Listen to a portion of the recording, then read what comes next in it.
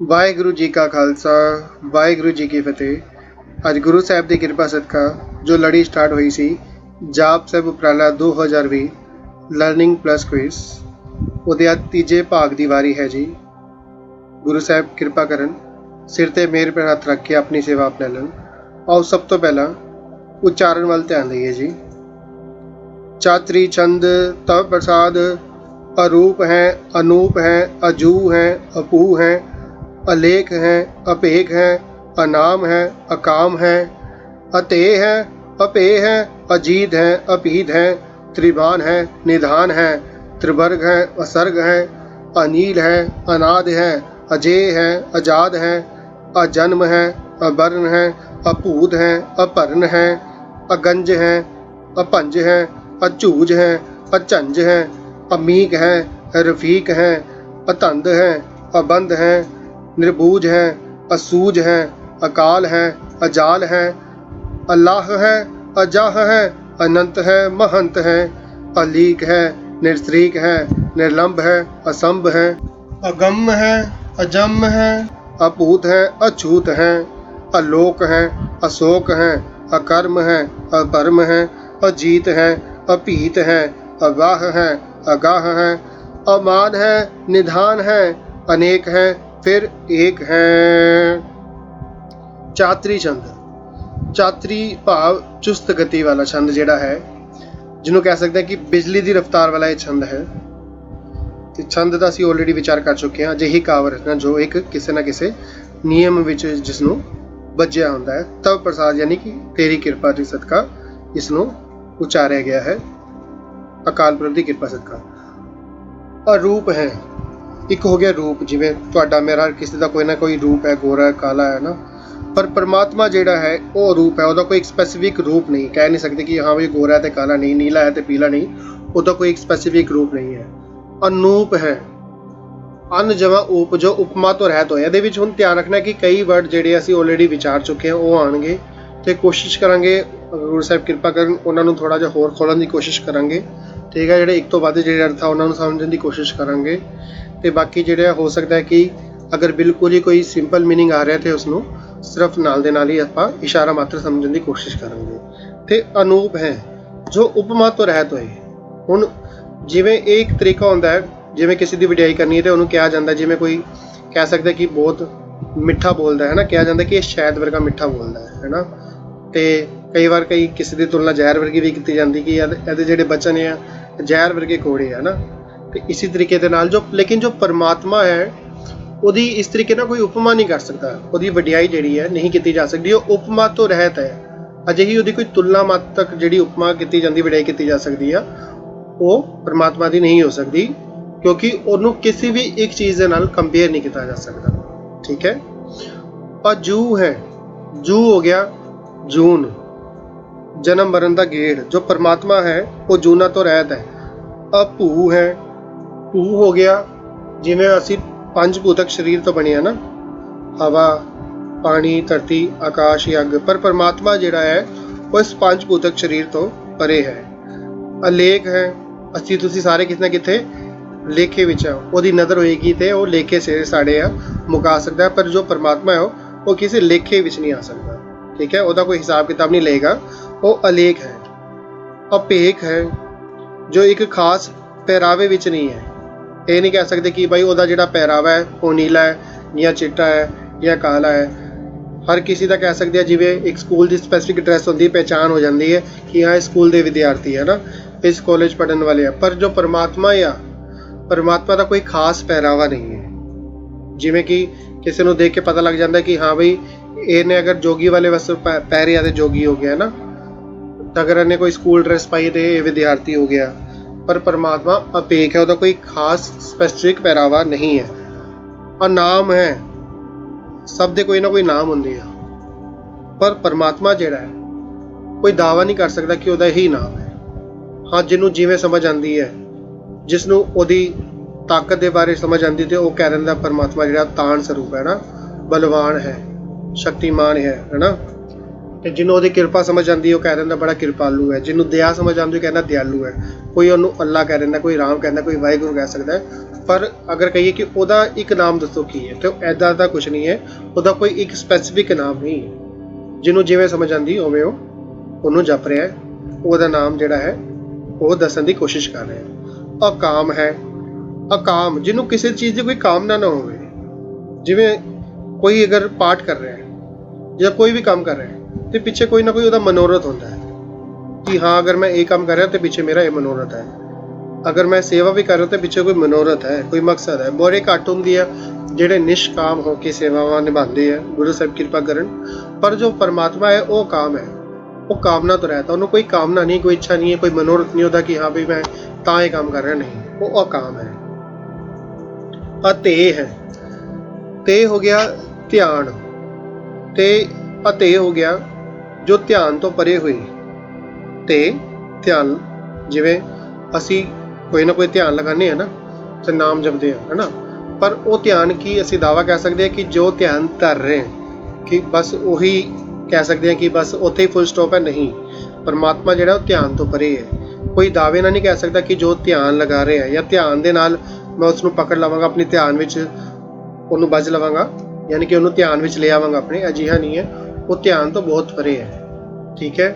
ਤੇ ਨਾ ਹੀ ਉਹਨੂੰ ਕੋਈ ਧਿਆਨ ਲਾਉਣ ਦੀ ਲੋੜ ਪੈਂਦੀ ਹੈ ਪਰਮਾਤਮਾ ਨੂੰ। ਅਸੀਂ ਤੁਸੀਂ ਸਭ ਉਹਨੂੰ ਜਪਣ ਦੀ ਕੋਸ਼ਿਸ਼ ਕਰਦੇ ਹਾਂ, ਧਿਆਨ ਲਿਆਉਂਦੇ ਆ, ਪਰ ਪਰਮਾਤਮਾ ਜਿਹੜਾ ਹੈ ਉਹ ਤੇ ਹੈ, ਉਹਨੂੰ ਕਿਸੇ ਦਾ ਧਿਆਨ ਧਰਨ ਦੀ ਲੋੜ ਨਹੀਂ ਪੈਂਦੀ, ਨਾ ਉਹ ਕਿਸੇ ਦੇ ਧਿਆਨ ਵਿੱਚ ਆਉਣ ਵਾਲਾ ਹੈਗਾ।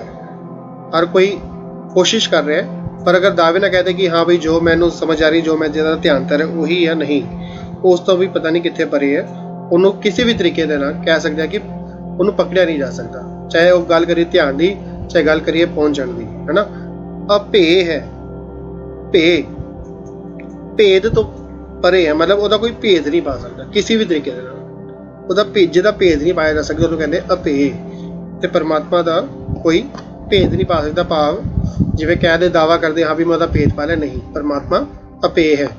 ਅਜੀਤ ਹੈ, ਜਿਹਨੂੰ ਕੋਈ ਜਿੱਤ ਨਹੀਂ ਸਕਦਾ। ਅਪੀਤ ਹੈ, ਭੀਤ ਡਰ, ਅਪੀਤ ਡਰ ਤੋਂ ਰਹਿਤ, ਸਿੰਪਲ ਕਹਿ ਸਕਦੇ ਜਿਵੇਂ ਨਿਰਭਉ ਪੜਿਆ ਸੀਗਾ, ਜਿਹਨੂੰ ਕਿਸੇ ਦਾ ਡਰ ਨਹੀਂ, ਅਪੀਤ ਹੈ। ਤ੍ਰਿਮਾਨ ਹੈ, ਤ੍ਰਿਮਾਨ ਯਾਨੀ ਤਿੰਨੋਂ ਲੋਕਾਂ ਵਿੱਚ ਜਿਹਨੂੰ ਮਾਨ ਸਨਮਾਨ ਮਿਲਦਾ ਹੈ ਉਹ ਪਰਮਾਤਮਾ ਹੈ। ਇਹ ਨਹੀਂ ਕਹਿ ਸਕਦੇ ਕਿ ਹਾਂ ਬਈ ਉਹ ਮਾਤ ਲੋਕ ਵਿੱਚ ਉਹਦਾ ਮਾਨ ਹੈ ਤੇ ਪਾਤਾਲ ਲੋਕ ਵਿੱਚ ਨਹੀਂ ਹੈ, ਧਰਤੀ ਵਿੱਚ ਹੈ ਤੇ ਆਕਾਸ਼ ਵਿੱਚ ਨਹੀਂ ਹੈ, ਨਹੀਂ, ਅਜਿਹਾ ਨਹੀਂ ਹੈ। ਉਹਦਾ ਜਿਹੜਾ ਮਾਨ ਹਰ ਜਗ੍ਹਾ ਹੈ, ਹੈ ਨਾ। ਨਿਧਾਨ ਹੈ, ਨਿਧਾਨ ਹੋ ਗਿਆ ਖਜ਼ਾਨਾ, ਤੇ ਪਰਮਾਤਮਾ ਜਿਹੜਾ ਗੁਣਾਂ ਦਾ ਖਜ਼ਾਨਾ ਹੈ, ਉਹ ਸਾਰੀ ਦਾਤਾਵਾਂ ਦਾ ਖਜ਼ਾਨਾ ਹੈ, ਸਭ ਨੂੰ ਜਿਹੜਾ ਹੈ ਭੰਡਾਰੇ ਜਲ ਸਭ ਦੇ ਭਰਨ ਵਾਲਾ ਹੈ, ਇਸ ਲਈ ਉਹ ਨਿਧਾਨ ਹੈ। ਤ੍ਰਿਵਰਗ ਹੈ, ਤ੍ਰਿਵਰਗ ਜਿਵੇਂ ਪਹਿਲੇ ਵੀ ਅਸੀਂ ਵਿਚਾਰ ਕੀਤੀ ਸੀਗੀ ਕਿ ਉਹ ਭਾਵੇਂ ਗੱਲ ਕਰੀਏ ਦੁਨਿਆਵੀ ਪੱਧਰ ਦੀ, ਸਰੀਰਕ ਪੱਧਰ ਦੀ ਤੇ ਮਾਨਸਿਕ ਪੱਧਰ ਦੀ, ਹਰ ਇੱਕ ਅਵਸਥਾ ਵਿੱਚ, ਹਰ ਇੱਕ ਵਰਗ ਵਿੱਚ ਉਹ ਹੈ। ਇਹ ਨਹੀਂ ਕਹਿ ਸਕਦੇ ਕਿ ਉਹ ਅਮੀਰਾਂ ਦੇ ਨਾਲ ਹੈ, ਗਰੀਬਾਂ ਦੇ ਨਾਲ ਨਹੀਂ ਹੈ, ਜਾਂ ਉਹ ਸੁੱਖ ਵਿੱਚ ਹੈ, ਦੁੱਖ ਵਿੱਚ ਨਹੀਂ ਹੈ, ਉਹ ਚੜ੍ਹਦੀ ਕਲਾ ਵਿੱਚ ਹੈ ਤੇ ਢਹਿੰਦੀ ਕਲਾ ਵਿੱਚ ਨਹੀਂ ਹੈ, ਨਹੀਂ, ਹਰ ਇੱਕ ਅਵਸਥਾ ਵਿੱਚ ਉਹ ਪਰਮਾਤਮਾ ਜਿਹੜਾ ਹੈ ਉਹ ਮੌਜੂਦ ਹੈ। ਪਰ ਨਾਲ ਹੀ ਕਹਿ ਦਿੱਤਾ ਅਸਰਗ ਹੈ, ਅਸਰਗ ਯਾਨੀ ਕਿ ਪੈਦਾਇਸ਼ ਤੋਂ ਪਰੇ ਹੈ, ਯਾਨੀ ਕਿ ਇਹ ਨਹੀਂ ਕਿ ਉਹ ਸੰਸਾਰ ਨੇ ਉਹਨੂੰ ਬਣਾਇਆ, ਨਹੀਂ, ਉਹ ਸੰਸਾਰ ਬਣਾਉਣ ਵਾਲਾ ਤੇ ਹੈ, ਅਸਰਗ ਹੈ, ਪਰ ਉਹਨੂੰ ਕਿਸੇ ਨੇ ਪੈਦਾ ਨਹੀਂ ਕੀਤਾ, ਇਸ ਲਈ ਉਹ ਅਸਰਗ ਹੈ, ਪੈਦਾਇਸ਼ ਤੋਂ ਪਰੇ ਹੈ, ਜਿਸ ਨੂੰ ਕਿਸੇ ਨੇ ਪੈਦਾ ਨਹੀਂ ਕੀਤਾ। ਅਨੀਲ ਹੈ, ਇਹ ਅਸੀਂ ਜਪਜੀ ਸਾਹਿਬ ਵਿੱਚ ਪੜ੍ਹ ਚੁੱਕੇ ਹਾਂ, ਅਨੀਲ ਹੋਰ ਅਨਾਦ। ਅਨੀਲ ਹੈ, ਅਨਾਦ ਹੈ। ਅਨੀਲ ਹੋ ਗਿਆ ਸ਼ੁੱਧ ਸਰੂਪ, ਕਲੰਕ ਤੋਂ ਰਹਿਤ, ਜਿਹਨੂੰ ਕੋਈ ਕਲੰਕ ਨਹੀਂ ਲਗਾ ਸਕਦਾ। ਅਨਾਦ, ਅਨ ਜਮਾ ਆਦ, ਜਿਹੜਾ ਮੁੱਢ ਤੋਂ ਰਹਿਤ ਹੋਵੇ, ਅਨ ਯਾਨੀ ਕਿ ਨਹੀਂ, ਹੈ ਨਾ, ਆਦ ਯਾਨੀ ਕਿ ਮੁੱਢ, ਤੇ ਜਿਹਦਾ ਕੋਈ ਮੁੱਢ ਨਹੀਂ ਹੈ, ਜਿਹਦੀ ਕੋਈ ਸ਼ੁਰੂਆਤ ਨਹੀਂ ਹੈ। ਅਗਰ ਅਸੀਂ ਗੱਲ ਕਰੀਏ ਕਿ ਬਈ ਅਸੀਂ ਕਦੋਂ ਪੈਦਾ ਹੋਏ ਸੀ, ਕੋਈ ਵੀ ਦੱਸ ਸਕਦਾ ਹੈ ਨਾ, ਡੇਟ ਆਫ ਬਰਥ ਸਭ ਨੂੰ ਪਤਾ ਹੈ, ਪਰ ਪਰਮਾਤਮਾ ਦੀ ਕੋਈ ਦੱਸ ਸਕਦਾ ਕਿ ਡੇਟ ਆਫ ਬਰਥ ਕੀ ਹੈ? ਕੋਈ ਨਹੀਂ ਦੱਸ ਸਕਦਾ। ਇੰਡੀਆ ਕਿੱਥੋਂ ਸ਼ੁਰੂ ਹੈ, ਕਿੱਥੋਂ ਖਤਮ ਹੈ, ਦੱਸਿਆ ਜਾ ਸਕਦਾ ਹੈ ਨਾ। ਸਮੁੰਦਰ ਸ਼ੁਰੂਆਤ ਅੰਤ ਦੱਸੀ ਜਾ ਸਕਦੀ ਹੈ। ਇਸੇ ਤਰੀਕੇ ਨਾਲ ਹਰ ਇੱਕ ਚੀਜ਼ ਦੀ ਦੱਸੀ ਜਾ ਸਕਦੀ ਹੈ ਕਿ ਇਹ ਸ਼ੁਰੂਆਤ ਹੈ, ਇਹ ਅੰਤ ਹੈ, ਪਰ ਜੋ ਪਰਮਾਤਮਾ ਹੈ ਉਹ ਅਨਾਦ ਆ, ਉਹਦਾ ਕੋਈ ਦੱਸ ਨਹੀਂ ਸਕਦਾ ਕਿੱਥੋਂ ਦੀ ਸ਼ੁਰੂਆਤ ਹੈ, ਠੀਕ ਹੈ। ਅਜੇ ਹੈ, ਅਜੇ ਯਾਨੀ ਕਿ ਉਹਨੂੰ ਕੋਈ ਜਿੱਤ ਨਹੀਂ ਸਕਦਾ। ਨਾਮ ਵੀ ਸੁਣਿਆ ਹੋਏਗਾ, ਕਾਮਨ ਨਾਮ ਹੈ, ਅਜੇ ਨਾਮ ਹੁੰਦਾ ਹੈ, ਕਿ ਜਿਹਨੂੰ ਕੋਈ ਜਿੱਤ ਨਹੀਂ ਸਕਦਾ, ਹੈ ਨਾ। ਪਰ ਉਹ ਗੱਲ ਵੱਖਰੀ, ਦੁਨਿਆਵੀ ਪੱਧਰ ਤੇ ਜਿਹਦੇ ਨਾਮ ਹੁੰਦੇ ਉਹਨੂੰ ਤੇ ਕੋਈ ਜਿੱਤ ਸਕਦਾ ਹੈ, ਪਰ ਪਰਮਾਤਮਾ ਸੱਚੀ ਵਾਲਾ ਅਜੇ ਹੈ, ਜਿਹਨੂੰ ਕੋਈ ਜਿੱਤ ਨਹੀਂ ਸਕਦਾ। ਆਜ਼ਾਦ ਹੈ, ਅਸੀਂ ਤੁਸੀਂ ਕਿਤੇ ਨਾ ਕਿਤੇ ਕਹਿ ਸਕਦੇ ਹਾਂ ਕਿ ਕੋਈ ਨਾ ਕੋਈ ਬੰਧਨ ਵਿੱਚ ਜਕੜੇ ਹੋਏ ਹੈ ਨਾ। ਤੇ ਜੋ ਪਰਮਾਤਮਾ ਹੈ ਉਹ ਆਜ਼ਾਦ ਹੈ, ਸੁਤੰਤਰ ਹੈ, ਉਹ ਇੱਕ ਆਜ਼ਾਦ ਸ਼ਖਸੀਅਤ ਹੈ। अजन्म है, अजन्म जो कह सकते हैं जन्म तो रहता है, सिंपल मीनिंग है। अवर्ण है, वर्ण ਅਸੀਂ ਇਹਦੇ ਤਿੰਨ ਮੀਨਿੰਗ ਕੀਤੇ ਸੀਗੇ ਕਿ ਇੱਕ ਹੋ ਗਿਆ ਕਿ ਰੰਗ ਵਰਨ ਦਾ, ਕਿ ਰੰਗ ਤੋਂ ਰਹਿਤ ਹੋ ਗਿਆ ਅਵਰਨ, ਤੇ ਇੱਕ ਹੋ ਗਿਆ ਖੱਤਰੀ ਬ੍ਰਾਹਮਣ ਸ਼ੂਦ ਵੈਸ ਆਦਿ ਵਾਲੇ ਜਿਹੜੇ ਵਰਨ ਹੁੰਦੇ ਆ, ਉਹ ਚਾਰ ਵਰਨ ਜਿਹੜੇ ਹੈਗੇ ਆ ਉਹ ਵੀ ਨਹੀਂ ਹੈ ਪਰਮਾਤਮਾ, ਅਵਰਨ ਉਸ ਤੋਂ ਰਹਿਤ ਹੈ। ਤੇ ਵਰਨ ਹੋ ਗਿਆ ਵਰਣਨ ਕਰਨਾ, ਯਾਨੀ ਕਿ ਬਿਆਨ ਕਰਨਾ, ਤੇ ਪਰਮਾਤਮਾ ਜਿਹੜਾ ਉਹ ਬਿਆਨ ਤੋਂ ਵੀ ਰਹਿਤ ਹੈ। ਉਹਨੂੰ ਕੋਈ ਇਹ ਨਹੀਂ ਦੱਸ ਹਾਂ ਬਿਆਨ ਕਰਕੇ ਕਹੇ ਕਿ ਮੈਂ ਦੱਸ ਦਿੱਤਾ, ਫੁੱਲ ਸਟਾਪ ਲਗਾ ਦਿੱਤਾ ਕਿ ਹਾਂ ਪਰਮਾਤਮਾ ਹੀ ਹੈ, ਨਹੀਂ। ਨਾ ਉਹਦਾ ਕੋਈ ਰੰਗ ਹੈ, ਨਾ ਉਹ ਖੱਤਰੀ ਬ੍ਰਾਹਮਣ ਸ਼ੂਦ ਵੈਸ ਆਦਿ ਵਿੱਚ ਆਉਂਦਾ ਹੈ, ਤੇ ਨਾ ਹੀ ਉਹ ਬਿਆਨ ਕੀਤਾ ਜਾ ਸਕਦਾ ਹੈ, ਅਵਰਨ ਹੈ। ਠੀਕ ਹੈ। ਅਭੂਤ ਹੈ, ਫਿਰ ਆਗੇ ਹੋਈ ਗੱਲ ਕਿ ਪੰਜ ਭੂਤਕ ਸਰੀਰ ਤੋਂ ਪਰੇ ਹੈ ਪਰਮਾਤਮਾ, ਅਜਿਹੀ ਸ਼ਖਸੀਅਤ ਜੋ ਹਵਾ, ਪਾਣੀ, ਧਰਤੀ, ਆਕਾਸ਼, ਅੱਗ ਜਿਹੜਾ ਇਸ ਪੰਜ ਭੂਤਕ ਸਰੀਰ ਵਿੱਚ ਨਹੀਂ ਹੈ, ਇਸ ਤੋਂ ਪਰੇ ਹੈ। ਅਭਰਨ ਹੈ, ਭਰਨ, ਭਰਨਾ ਹੈ ਨਾ, ਜਿਵੇਂ ਪਾਣੀ ਭਰਨਾ, ਤੇ ਹਵਾ ਜਿਹੜੀ ਹੈ ਕਹਿ ਸਕਦੇ ਹਵਾ ਭਰਨਾ ਹੈ ਨਾ, ਤੇ ਫੁੱਲਾਂ ਵਿੱਚ ਸੁਗੰਧੀ ਭਰਨ ਵਾਲਾ ਹੈ ਨਾ, ਉਹ ਹੈ ਤੇ ਸਹੀ ਪਰਮਾਤਮਾ ਜੋ ਸਭ ਨੂੰ ਰਿਜ਼ਕ ਦੇ ਕੇ ਹੈ ਨਾ ਪੇਟ ਭਰ ਰਿਹਾ, ਸਭ ਦੀ ਪਾਲਣਾ ਕਰ ਰਿਹਾ। ਇਹਦਾ ਇੰਟਰੈਕਟ ਜਿਹੜਾ ਮੀਨਿੰਗ ਬਣੇਗਾ ਹੋ ਗਿਆ ਪਾਲਣਾ ਕਰਨ ਵਾਲਾ। ਪਰ ਪਰਮਾਤਮਾ ਦੀ ਕੋਈ ਪਾਲਣਾ ਕਰਨ ਵਾਲਾ ਨਹੀਂ ਹੈ, ਪਰਮਾਤਮਾ ਨੂੰ ਪਾਲਣ ਵਾਲਾ ਨਹੀਂ ਹੈ, ਉਹ ਸਭ ਦਾ ਪਾਲਣਹਾਰ ਤੇ ਹੈ, ਇਸ ਲਈ ਉਹ ਅਭਰਨ ਹੈ।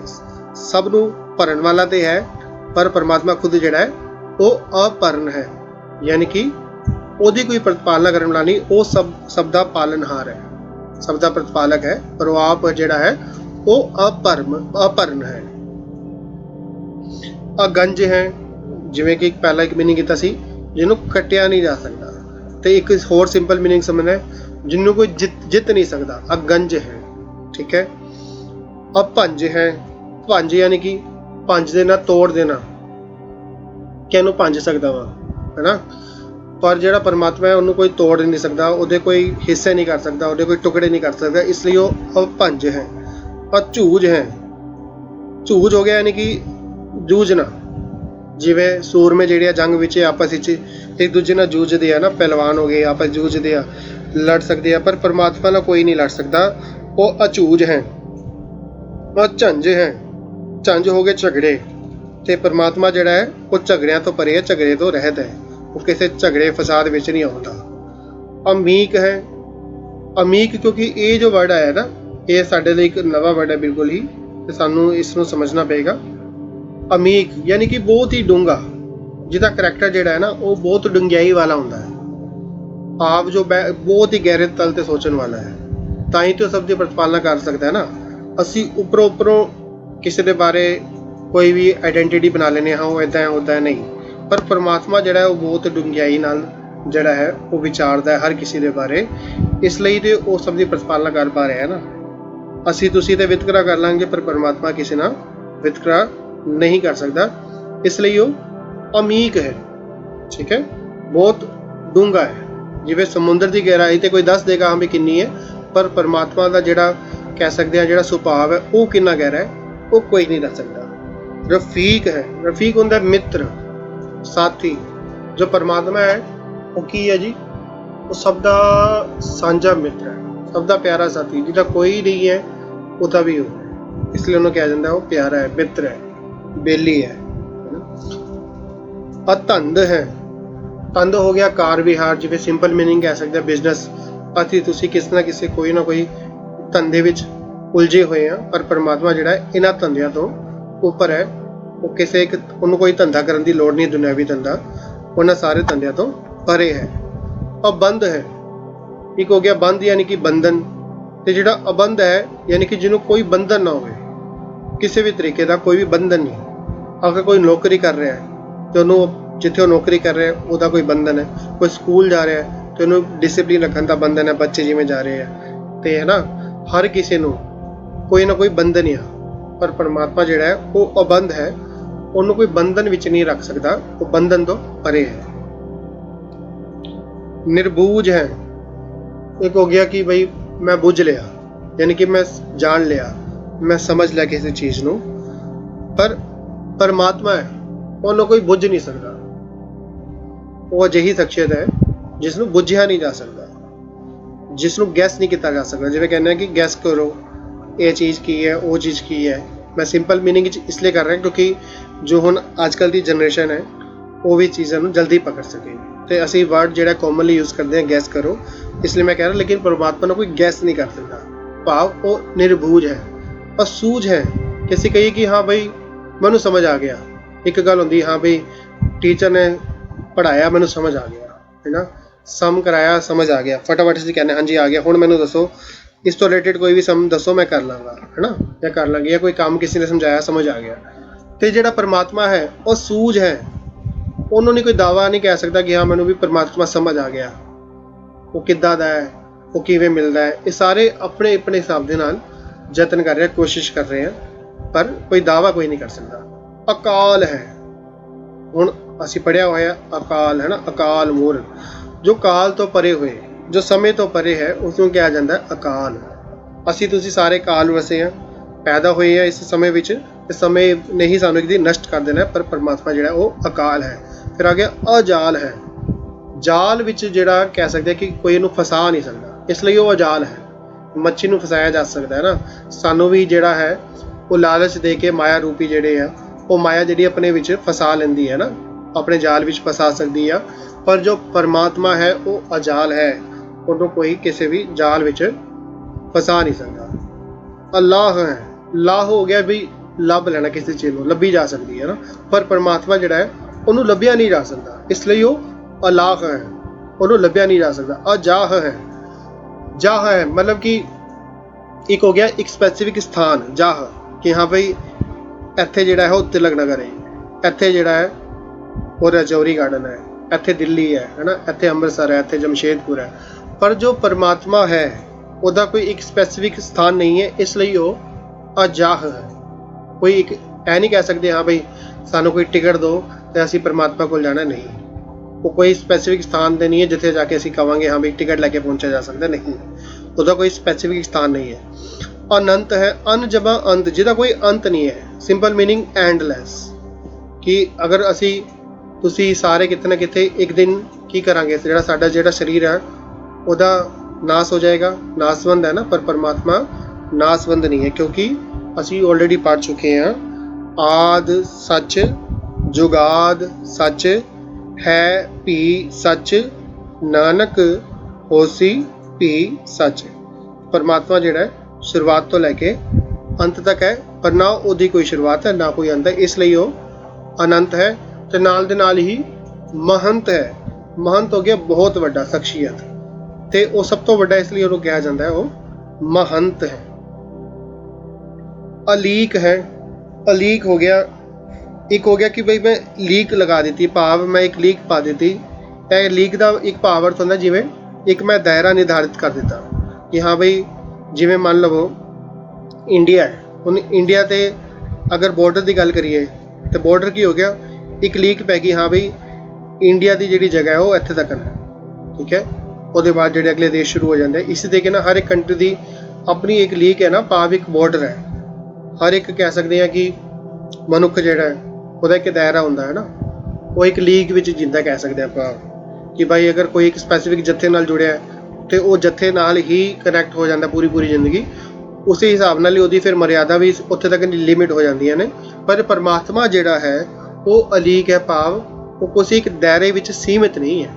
ਤੇ ਨਿਰਸ਼ਰੀਕ ਹੈ, ਨਿਰਜਮਾ ਸ਼ਰੀਕ, ਸ਼ਰੀਕ ਹੋ ਗਿਆ ਬਰਾਬਰ ਵਾਲਾ, ਕਿ ਅਸੀਂ ਕਹੀਏ ਬਈ ਪਰਮਾਤਮਾ ਦੇ ਬਰਾਬਰ ਕੋਈ ਹੈ ਤੇ ਕਹਿਣਾ ਪਏਗਾ ਨਹੀਂ, ਪਰਮਾਤਮਾ ਦੀ ਬਰਾਬਰੀ ਕਰਨ ਵਾਲਾ ਕੋਈ ਨਹੀਂ ਹੈ। ਪਰ ਨਿਰਸ਼ਰੀਕ ਹੈ, ਯਾਨੀ ਕਿ ਅਜਿਹੀ ਸ਼ਖਸੀਅਤ ਜਿਹਦੇ ਬਰਾਬਰ ਹੋਰ ਕੋਈ ਵੀ ਨਹੀਂ ਹੈ, ਠੀਕ ਹੈ।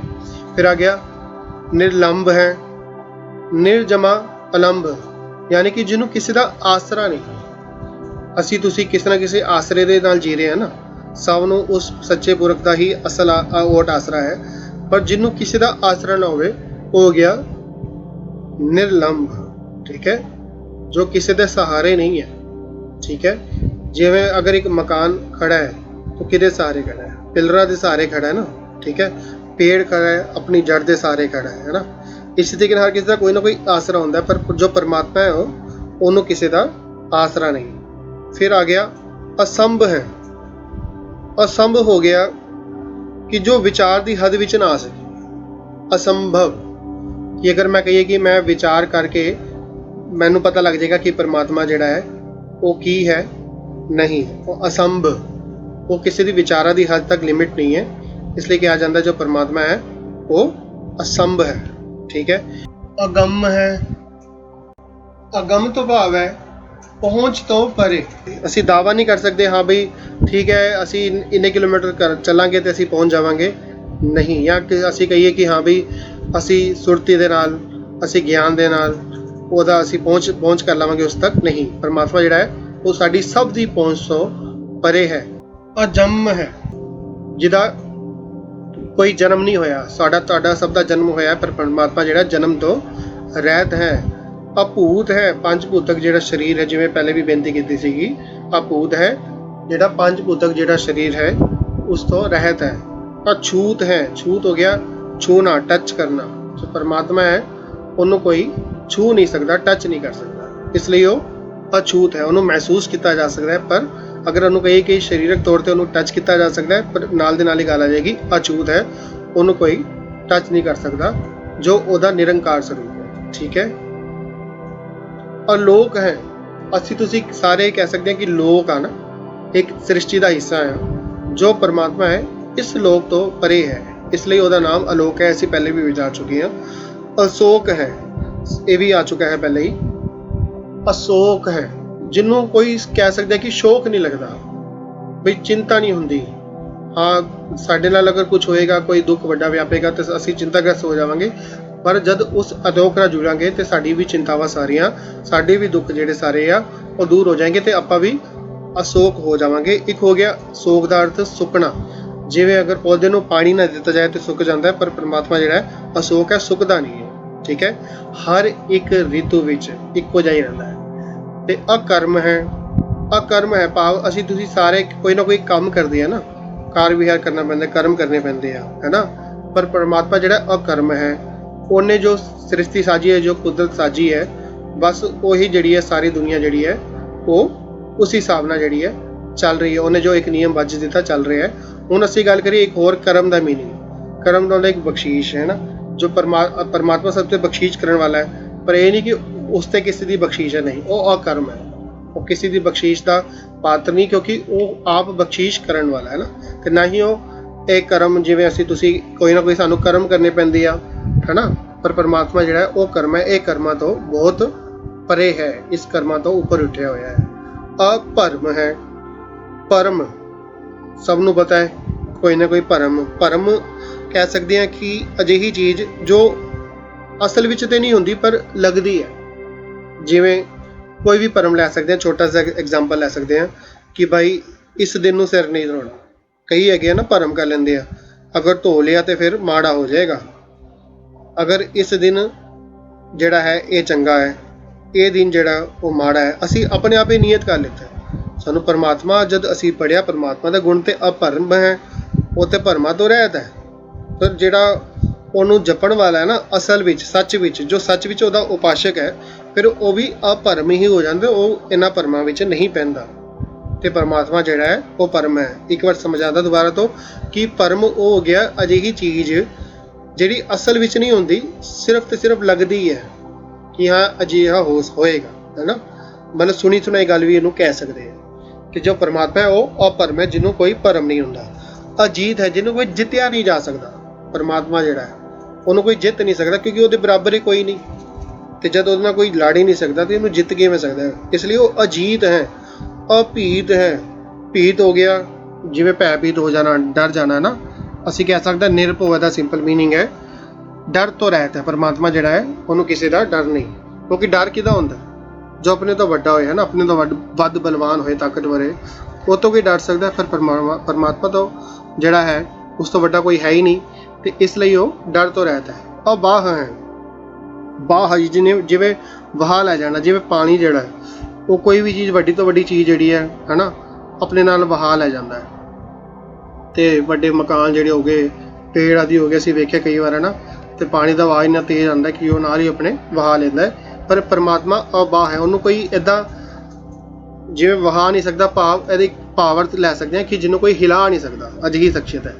ਅਗਾਹ ਹੈ, ਅਗਾਹ ਦਾ ਫਿਰ ਇੱਕ ਮੀਨਿੰਗ ਆ ਗਿਆ ਦੁਬਾਰਾ ਕਿ ਜੋ ਬਹੁਤ ਹੀ ਡੂੰਘਿਆਈ ਵਾਲਾ ਹੈ। ਜਿਵੇਂ ਉਹ ਐਗਜ਼ਾਮਪਲ ਦਿੱਤਾ ਸੀਗਾ ਕਿ ਸਮੁੰਦਰ ਦੀ ਡੂੰਘਿਆਈ ਤੇ ਕੋਈ ਨਾਪ ਸਕਦਾ ਵੀ ਉਹ ਕਿੰਨਾ ਗਹਿਰਾ ਹੈ, ਪਰ ਪਰਮਾਤਮਾ ਦਾ ਜਿਹੜਾ ਅਗਰ ਕਹੀਏ ਕਿ ਉਹਦਾ ਜਿਹੜਾ ਸੁਭਾਅ ਹੈ ਜਾਂ ਉਹ ਕੀ ਸ਼ਖਸੀਅਤ ਹੈ, ਉਹ ਕਿੰਨੀ ਡੂੰਘਿਆਈ ਵਾਲੀ ਹੈ, ਤਾਂ ਉਹਨੂੰ ਕੋਈ ਨਾਪ ਨਹੀਂ ਸਕਦਾ, ਉਹ ਬਹੁਤ ਹੀ ਡੂੰਘਾ ਹੈ।